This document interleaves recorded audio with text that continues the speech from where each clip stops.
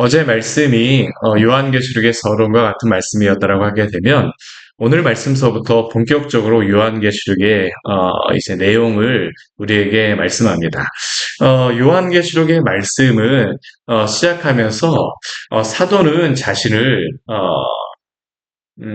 이렇게 소개합니다. 사도 요한은 나 요한은 너희의 형제요.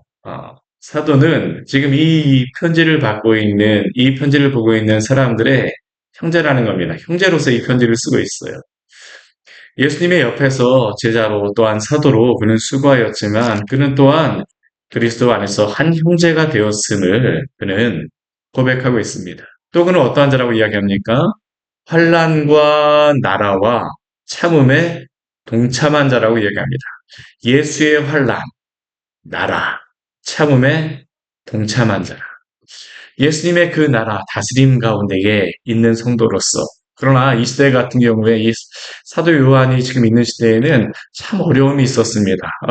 그가 지금 이 뒤에 말씀에 보게 되면 어디에 있다라고 이야기하냐면 반모라고 하는 섬에 있었다라고 이야기를 합니다. 그리스, 터키 옆에 있는 반모 섬에 그가 있는데 왜 그가 여기에 있냐 하면 하나님의 말씀과 예수를 증언하였음으로 말미암아 복음을 전하여서 지금 사도 요한은 박해를 받아서 이 반모섬으로 유배를 와서 있는 겁니다.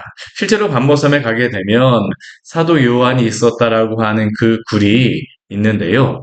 그곳에서 지금 사도는 머무르면서 지금 유배를 당하여서 그곳에 있고 있죠. 복음 때문에. 그리고 그 복음 때문에 그건 어떻습니까?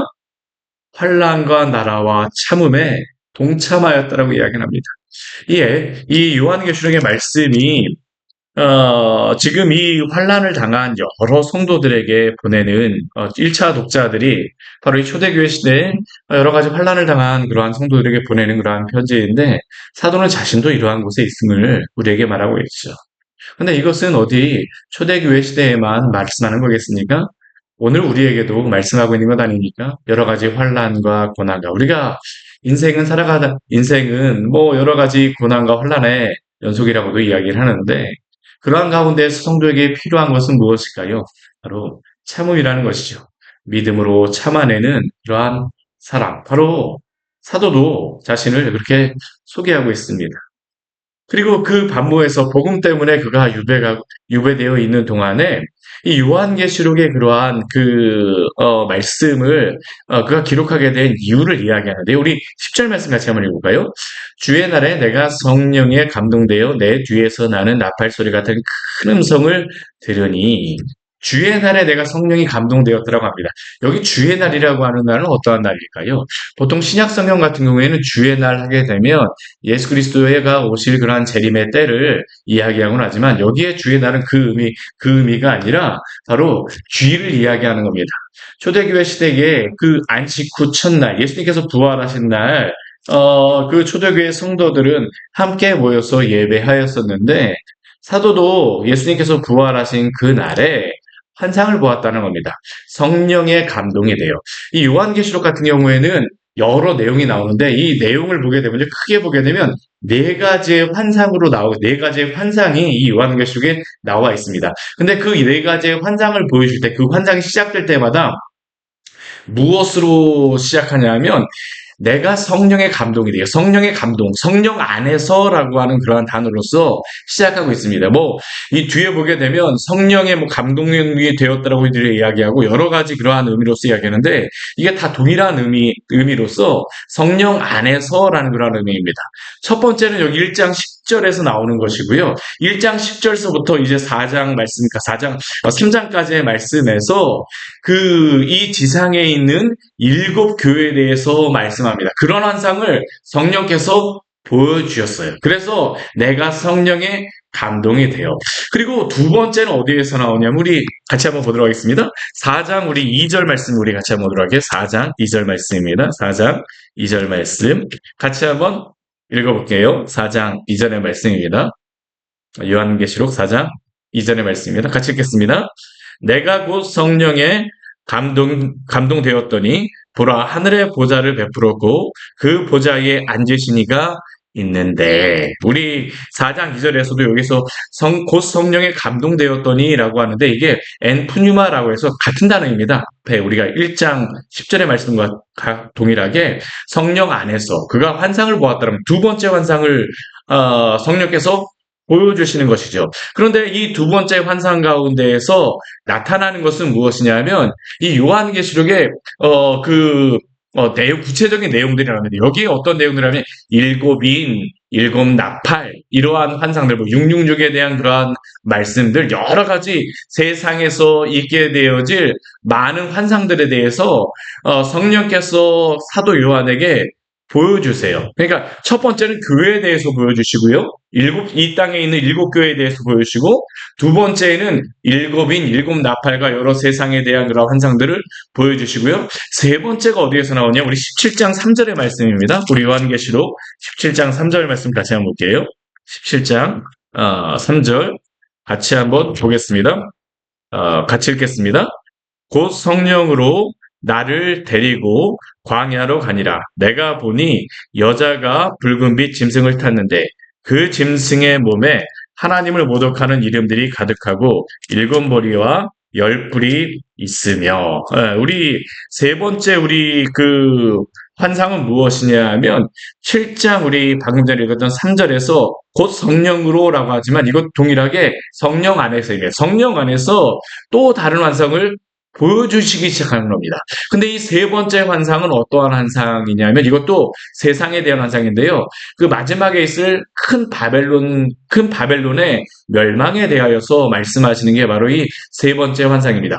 앞에 우리 두 번째 환상 같은 경우는 일곱인, 일곱 나팔, 일곱 대접까지 그래서 이 세상에 대한 그러한 말씀 어떻게 되어질 것인가라는 것에 대해서 말씀하신 대로 심판에 대한 말씀이라고 한다면 이 세 번째 환상도 세상에 대한 말씀인데 큰 성 바벨론에 대한 이 세상에 대한 환상을 세 번째로 보여주세요. 그러니까 두 번째와 세 번째도 동일하게 이 세상에 대한 그런 환상입니다. 그리고 마지막 환상이 어디냐면 21장 10절에 나와 있습니다. 21장 10절 말씀 우리 요한계시록 21장 10절 말씀 같이 한번 읽도록 하겠습니다. 성령으로 나를 데리고 크고 높은 산으로 올라가 하나님께로부터 하늘에서 내려오는 거룩한 성 예루살렘을 보이니. 네 번째 환상은 어떠한 환상입니까? 또 큰 성 예루살렘, 새로운 그 예루살렘이 거룩한 성 예루살렘을 보여주십니다. 그러니까 마지막 환상은 무엇이냐 하면 하나님 예수 그리스도의 재림하실 때에 마지막에 그 완성되어질 거룩한 성 예루살렘에 대한 주님의 나라에 대한 환상이 바로 네 번째 환상입니다. 그러니까 첫 번째 환상도 교회에 대한 환상이고 네 번째 환상도 교회에 대한 환상이죠. 두 번째와 세 번째에는 이 세상에 대한 환상이 보여주고 있습니다. 근데 이게 이 요한계시록을 둘러싸고 있는 크게 네 가지의 환상 가운데에 하나님께서 마지막 때에 어떻게 될 것인가를 말씀해 주시는 것입니다. 이 첫 번째 보여주는 환상은 어떠한 환상일까요? 이 땅에 있는 일곱 교회가 어떠한 모습인가라는 것을 이 세상에 있는 일곱 교회에 대해서 이제 오늘서부터 우리가 보게 되어지는 것인데 일곱 교회에 대한 그런 환상을 보여주면서 이 땅에 어떠한 교회들이 있나 이 일곱 교회 같은 경우에는 그냥 이 땅에 있는 그런 교회들입니다. 뭐 아시아에 있는 오늘날 터키에 있는 그런 교회들인데 그 교회들은 이 세상에 있는 교회들을 대표하는 그러한 교회들입니다. 그리고 마지막 네 번째 그 보여주는 교회는 완성되어진 교회, 주님께서 직접 다스리시는 마지막 거룩한 성 예루살렘에 대한 그런 교회에 대한 말씀이죠. 이렇게 완성하시겠다. 두 번째와 세 번째 그러한 환상은 이 땅 가운데 있을 세상의 그 주님이 이 땅을 어떻게 다스리시고 마지막 때에 어떻게 심판이 임할 것인가에 대해서 말씀하시는 그런 말씀 가운데에 그리고 큰 성 바벨론의 마지막 때에 있을 그러한 그 심판에 대한 말씀이 바로 이 두 번째와 세 번째에 대한 세상에 대한 말씀입니다. 이러한 환상들을 통하여서 이제 세례요한을 통하여서 성령에 감동되어서 마지막 때에 어떠한 일이 있을 것인가를 알려주시는 것이죠. 그리고 이러한 가운데에서 오늘 말씀을 보게 되면 무엇을 말씀하시냐면 마지막 예수님의 그러한 모습을 보여주시는데 우리 그 10절 이후에 그 10절 뒤에 말씀해 보게 되면 1장 10절 뒤에 말씀해 보게 되면 내 뒤에서 나는 나팔 소리 같은 큰 음성을 들었다라고 이야기합니다. 큰 음성이 지금 세례 요한에게 들리고 있는 겁니다. 나팔 소리와 같이 큰 음성. 그 음성이 누구의 음성일까요? 주 예수 그리스도의 음성입니다. 주 예수 그리스도에 대한 음성이에요. 그분께서 오늘 보게 되면 이제 11절 말씀에서 소개를 하고 있죠. 에베소, 서모나, 버가모, 두아디라, 사대, 빌라델비아, 라오디기아 일곱 교회들에게 이 편지를 보내라는 겁니다. 이게 굉장히 의미가 있습니다. 왜 의미가 있냐 하면 마지막 때에 이 땅에 살아가고 있는 교회들에게 이 지금 보내는 이 편지는 무엇일까요? 두루마리에 써서 보내는 편지는 무엇일까요? 요한계시록에 대한 말씀입니다. 오늘날 교회들이 요한계시록의 말씀을 잘 보지는 않습니다. 그렇죠? 여러 가지 많은 이유들 때문에 요한계시록의 말씀을 보지 않고 있지만 그런데 예수님께서 뭐라고 말씀하시냐면 이 편지를 보내라고 말씀하시고 보라고 말씀하세요. 읽고 듣고 지키는 자는 복이 있다라고 말씀하십니다. 이 말씀을 잘 알아야 된다는 겁니다. 근데 오늘날 현대 우리가 참 문제가 무엇입니까? 이단들이 오히려 이 요한계시록의 말씀을 가지고 교회를 어지럽히고 있습니다. 그게 참 문제죠. 그래서 우리가 분명히 요한계시록의 말씀을 성경적으로 어떻게 말씀하신가. 물론 요한계시록은 여러 가지 상징들로서 나와 있는 말씀이지만 그러나 이 말씀 가운데에 주님께서 우리에게 알려주시는 말씀에 대해서는 우리가 분명히 깨달아야 되겠죠. 우리가 요한계시록의 말씀을 통하여서 주님께서 마지막 때에 말씀하시는 그러한 이 말씀들을 우리가 잘 깨닫는 은혜가 있기를 원합니다. 우리가 그러한 소망함을 가지고 우리가 이 말씀을 보았으면 좋겠어요. 그런데 이제 뒤에 말씀에 보게 되면 우리 12절 이후에 말씀에 보게 되면 이제 예수님에 대해서 말씀해 주시는데요. 여러분들 예수님 하게 되면 어떠한 생각들 하십니까? 우리가 보통 예수님 하게 되면 무엇에 대해서 생각하냐면 사복음서에 나와 있는 그러한 예수님의 모습에 대해서 많이 생각을 합니다. 그렇죠? 이 땅에 성육신하셔서 계셨던 그러한 예수님에 대한 모습 그리고 또 십자가에 달리신 예수 그리스도의 그러한 모습에 대해서 많이 생각을 해요. 그런데 우리가 그 성경을 보게 되면 예수님은 이 땅에 성육신하시고 십자가에 달리시는 것으로서만 끝나지 않습니다. 예수님은 어떤 분이실까요? 부활하시고 승천하신 예수 그리스도로 오늘 우리와 함께 계심을 믿으시기를 바랍니다. 그럼 그 예수님은 어떠한 모습일까요? 오늘 요한계시록에서 그것을 우리에게 보여주고 있는 겁니다. 그 영광스러운 예수님의 모습. 승천하셔서 부활하신 예수님은 어떠한 모습일까요? 우리 12절 이후의 말씀에 보게 되면 이 예수님의 모습을 보여주는데 어떠한 모습을 보여주냐면 우리 12절 말씀 보게 되면 몸을 돌이켜서 음성을 보려고 돌이킬 때에 무엇을 보았냐면 일곱 금초대를 보았다라고 합니다. 이 일곱 금초대는 무엇이냐면 교회를 상징하는 것입니다. 이 뒤에 보게 되면 나와요. 일곱 금초대는 교회인데 이 일곱 금초대 가운데 누가 계시냐면 우리 13절 말씀을 같이 한번 읽어보도록 1장 13절 말씀 같이 한번 읽어보도록 하겠습니다. 촛대 사이에 인자 같은 이가 발에 끌리는 옷을 입고 가슴에 금띠를 띠고 촛대 사이에서 인자 같은 이가 계세요. 사람과 같은 모습으로 계시다라는 겁니다. 근데 이 인자 같은 이라고 하는 이 인자라고 하는 단어는 어디에서 나오냐 하면 다니엘 7장에서 보여주고 있습니다. 예수 그리스도에 대해서 상징하는 나타내는 말이 바로 인자입니다. 그래서 우리가 사복음서에 보게 되면 예수님께서 자신을 지칭할 때 뭐라고 말씀하십니까? 인자라고 말씀하시잖아요. 그 이유는 다니엘서 이후로다 예수 그리스도에 대해서 나타내는 그러한 단어가 바로 인자이기 때문에 예수님께서 자신을 인자라고 나타내는 겁니다. 그리고 오늘 요한계시록에서도 이 부활하시고 승천하신 예수님께서 지금 하늘 보좌 위에 계신데 이 촛대 사이로 거닐고 계시다라는 것을 또 보여주고 있어요. 그렇죠? 근데 그분은 인자 같은 이로 지금도 계시다라는 겁니다. 지금도 계세요. 발에 끌리는 옷을 입고 가슴에 금띠를 띠고 또 머리는 어떻습니까? 털의 이기가 흰 양털과 같고 양털과 같으며 눈은 어떠냐면 불꽃 같다라고 이야기합니다. 불꽃 같은 눈으로 오늘도 지켜보고 계시다는 것이죠. 또 그의 발은 어떻습니까? 15절 말씀 보게 되면 풀무불에 단련한 빛난 주석과 같고 또 그의 음성은 어떠냐면 많은 물소리와 같다라고 말씀하고 있습니다. 또 우리 16절 말씀에 보게 되면 오른손에는 무엇이냐면 일곱 별이 있다라고 이야기를 합니다. 예수님의 모습입니다. 부활하시고 승천하신 예수님의 모습입니다. 우리는 보통 예수님에 대하여서 십자가에 달리신 예수님만 그 생각을 했는데 우리 사도 바울에게도 그렇고 사도 바울에게도 영광스러운 주님의 그러한 그 환상 음성을 들려주셨잖아요. 그렇죠? 그것과 같이 예수님께서 지금 요한계시록에서는 이 요한을 통하여서 어떻게 지금 영광스러운 모습으로 계신가를 우리에게 알려주고 계시는 겁니다. 오른손에는 일곱 별이 있고 또 그의 입에서는 어떻습니까? 좌우의 날선 검이 나오고, 우리 요한계시록 뒤에 말씀에 보게 되면 날성검이 나와서 이 땅의 여러 가지 주님을 대적하는 그런 권세들을 다 물리치게 되어지죠. 그리고 그 얼굴은 어떻습니까? 해가 힘있게 비치는 것 같았다라고 말씀하고 있습니다. 이게 바로 영광스러운 예수님의 모습입니다. 그런데 이 모습들은 사실 여기 요한계시록에서만 나온 게 아니라 우리가 구약 성경에 보게 되면요, 다니엘 말씀이라든가 이사야 말씀에서 이미 보여주고 있는 하나님의 모습을 여기에 나타내고 있습니다. 예수 그리스도에 대해서 이미 이러한 모습들이 예표되어져 보여주고 있는 이미 말씀들이 있습니다. 구약에 보여주셨던 그 말씀들을 다시 한번 말씀하세요. 그 영광스러운 모습의 예수님의 모습들. 그런데 이 예수님께서는 오늘 이렇게 계시다라는 겁니다. 이렇게 영광스러운 모습으로 승천하셔서. 그리고 그 가운데 어떡하십니까? 굉장히 두렵게도 보입니다. 두렵게도 보여요. 근데 오늘 사도 요한에게 이렇게 말씀하십니다. 이 영광스러운 주님을 보았을 때에 있었던 한 가지의 현상이 있었죠. 우리 17절 말씀 같이 한번 읽어볼까요? 내가 볼 때에 그의 발 앞에 엎드려져 죽은 자 같이 되매 그가 오른손을 내게 얹고 이르시되 두려워하지 말라 나는 처음이요 마지막이니. 예수님께서는 사도 요한에게 뭐라고 말씀하시냐면요, 두려워하지 말라라고 말씀하십니다. 두려워하지 말라. 두려워하지 말라.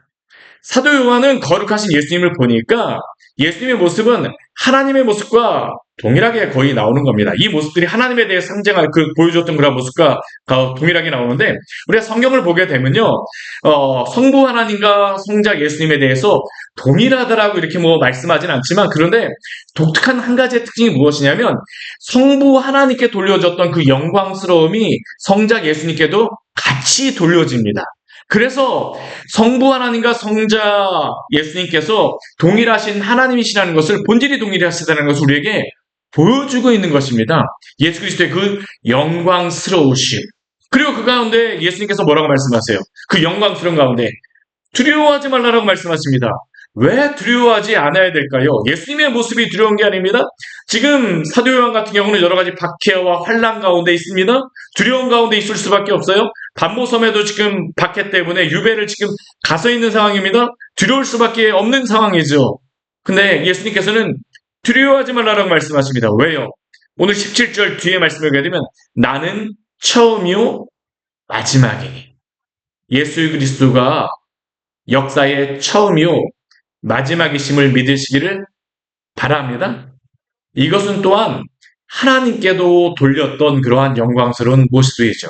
하나님도 처음이요 마지막이라고 하는 것을 이 앞에 알파요 오메가 이 앞에 나와 있던 여러 가지 것들이 나와 있었는데, 그러한 하나님께 돌려드렸던 그런 것이 예수 그리스도에게도 동일하게 돌려드리는 겁니다. 나는 처음이요 마지막이니. 또 예수님은 어떠한 분이십니까? 우리 18절 말씀 우리 같이 한번 읽어보도록 하겠습니다. 곧 살아있는 자라 내가 전에 죽었었노라. 볼지어다 이제 세세토록 살아있어 사망과 음부의 열쇠를 가졌노니. 예수 그리스도는 전에 죽으셨던 분, 그러나 지금 어떠십니까? 살아 계신 분임을 믿으시기를 바랍니다. 예수님은 죽으신 분으로 계신 분이 아닙니다. 우리가 예루살렘에 지금 가보게 되면요, 예루살렘에 있는 그 무덤은 비어 있습니다. 빈 무덤입니다. 왜 그럴까요? 예수님이 부활하셨기 때문입니다. 부활하셔서 승천하셨습니다. 오늘 분명히 말씀하시잖아요. 곧 살아있는 자라. 우리는 죽어있는 예수님을 믿은 것이 아니라 부활하셔서 살아계신 주 예수 그리스도를 믿습니다. 그리고 그분께서 어떻게 하십니까? 이제 세세토록 살아있어서 사망과 음부의 열쇠를 가졌다라고 말씀하십니다. 생명과 죽음을 주관하시는 분이 바로 예수님이십니다. 우리가 이 땅 가운데 살아가면서 가장 두려운 것이 무엇입니까? 죽음 아닙니까? 여러 가지 두려움이 일어나는 것들을 잘 생각해 보게 되면요, 죽음 때문에 우리가 두려워하는 것입니다. 우리가 못 먹으면 어떻게 할까요? 근데 궁금히 생각해 보면 못 먹으면 가장 마지막에 있는 게 무엇입니까? 죽음입니다. 우리가 제대로 좋은 집에 살지 못하면 어떻게 할까요? 그것도 곰곰이 생각해 보게 되면 좋은 집에 못 살게 되면 그 어려운 그 헌대에서 자다 우리가 죽으면 어떻게 할까? 사실 모든 그러한 두려움의 근원을 따라가다 보면 죽음과 맞닿아 있어요. 그런데 예수님은 어떤 분이십니까? 영원토록 살아계셔서 사망과 음부의 열쇠를 가지신 분이라는 겁니다. 그리고 그분은 어떠한 분이실까요? 우리 20절 말씀, 오늘 마지막 말씀인데 우리 같이 한번 읽어보겠습니다. 내가 본 것은 내 오른손에 일곱 뼈벨의 비밀과 또 일곱 근초대라. 일곱 뼈는 일곱 교회의 사자요, 일곱 촛대는 일곱 교회니라. 우리 요한계시록 뒤에 말씀에 보게 되면요, 일곱 교회에 대해서 말씀하시면서 앞에 나오는 예수님의 모습이 계속 반복이 되어서 나옵니다. 그렇게 반복되어서 나오는 분은 누구일까요? 예수님이십니다. 근데 이 일곱 교회에 대해서 이 예수님의 모습을 이미 말씀해 주셨어요. 근데 이게 굉장히 은혜스러운 게 뭐냐면 이 일곱 교회 가운데에 예수님이 계시는 겁니다. 사랑하는 여러분, 오늘도 주님께서는 당신의 교회와 성도들과 함께 하시는 줄 믿으시기를 바랍니다. 오늘 요한계시록이 이것을 우리에게 보여주는 겁니다. 내가 너희를 고아와 같이 내버려 두지 않겠다라고 말씀하신 주님께서는 부활 승천하신 후에도 일곱 군초대 사이를 다니시면서 함께 하신다는 겁니다. 고난과 환난 가운데 있지만 그러한 가운데에서도 내가 너와 함께 하리라는 것을 이 환상을 통하여서 예수님이 이 승천하신 후에도 함께 하신다는 것을 보여주심으로 말미암아 내가 너희와 함께 있겠다는 겁니다. 그렇기 때문에 어떡합니까? 두려워하지 마십시오. 우리가 두려워하지 않을 수 있는 이유는 주님이 우리와 함께 하시기 때문입니다. 오늘도 함께 하시는 주님과 승리하시는 우리 귀한 성도들 되시기를 축원합니다. 같이 기도하도록 하겠습니다. 하나님 아버지, 오늘 말씀을 통하여서 우리에게 귀한 은혜를 주니 감사를 드립니다. 예수님의 그 영광스러운 모습과 일곱 분째 때 교회살이로 다니시는 모습을 통하여서 오늘도 이 영광스러운 주님께서 부활 승천하신 주님께서 사망과 음부의 열쇠를 가지시고 이 모든 역사의 처음과 마지막까지 주관하시며 또한 그 교회에서 임재하시며 함께하심을 우리에게 알려주셔서 감사합니다. 여러 가지 두려운 일을 당할 때, 우리가 외로울 때에 주님, 당신이 오늘도 주의 성도들을 고아와 같이 벌어두지 않으시고 오늘도 함께하심을 우리에게 보여주셨사오니 담대하게 하여 주시고 주 예수 그리스도 안에서 승리하는 우리 복된 성도들 될 수 있도록 주 안에서 담대한 성도들 될 수 있도록 은혜 내려 주시옵소서. 예수님 이름으로 기도드립니다. 아멘. 오늘 말씀 같이 기억하시면서 기도하며 나가도록 하겠습니다.